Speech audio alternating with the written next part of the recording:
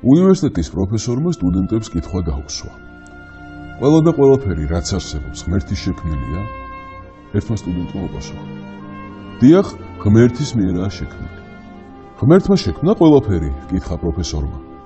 დიახ, ბატონო, უპასუხა სტუდენტმა. პროფესორმა ჰკითხა, თუ ღმერთმა შექმნა ყველაფერი, ესე იგი ღმერთმა შექმნა ბოროტება, ვინაიდან იგი არსებობს. და გამომდინარე იმ პრინციპიდან, რომ საქმენი ჩვენი წარმოგვაჩენენ ჩვენ, ღმერთი გამოდის, რომ ბოროტებაა. ასეთმა პასუხმა სტუდენტი გააჩვენა. პროფესორი კმაყოფილი იყო საკუთარი თავით.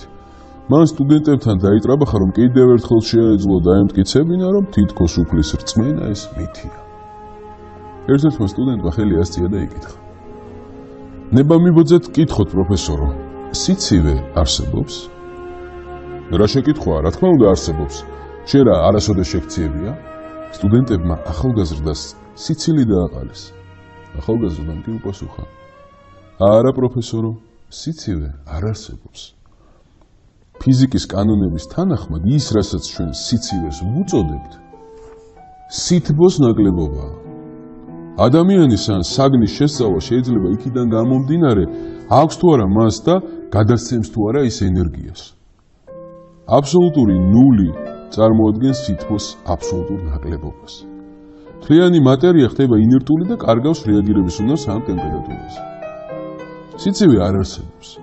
ჩვენ შევქმნით ეს სიტყვები იმის ასაღწერად, რასაც ჩვენ სითბოს ნაკლებობისას განვიცდით. სტუდენტმა განაგრძო, პროფესორო, სიბნელე არსებობს? რა თქმა უნდა არსებობს. თქვენ ძალიან ცდებით. სიბნელეც ასევე არ არსებობს. სიბნელე წარმოადგენს სინათლის ნაკლებობას. ჩვენ შეგვიძლია შევისწავლოთ სინათლე, მაგრამ არა სიბნელე. თქვენ ვერ გაზომავთ სიბნელეს. სინათლის უბრალო სხივს ძალუც შეიჭრა სიბნელეში და გაანათოს ის. როგორ შეძლებთ იმის გაზომვას, რამდენად ბნელია ესა თუ ის სივრცე? იმის მიხედვით თუ რა რაოდენობის სინათლეა იქ წარმოდგენილი. ასე არაა? სიბნელე ის ცნებაა, რომელიც სინათლის ნაკლებობას აღნიშნავს. ბოლოს სტუდენტმა ჰკითხა პროფესორს. არსებობს თუ არა ბოროტება? რაზეც პროფესორმა უპასუხა. რა თქმა უნდა, როგორც უკვე აღნიშნე, ბოროტება არსებობს და ჩვენ მას ყოველდღიურად ხვდებით. დაუნდობლობა ადამიანებს შორის, უამრავი დანაშაული და ძალადობა მსოფლიოში, სხვა არაფერია თუ არა ბოროტების გამოვლინების მაგალითები. სტუდენტმა მეუბნა. ბოროტება არ არსებობს. ან უკიდურეს შემთხვევაში ის არ არსებობს თავად ბოროტებისთვის.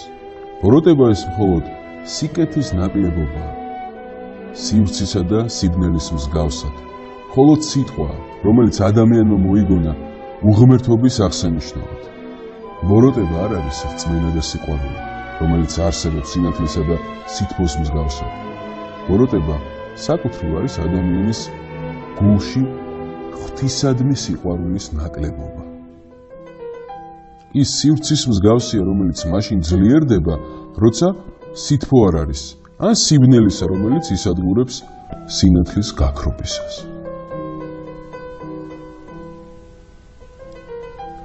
პროფესორი დამარცხდა.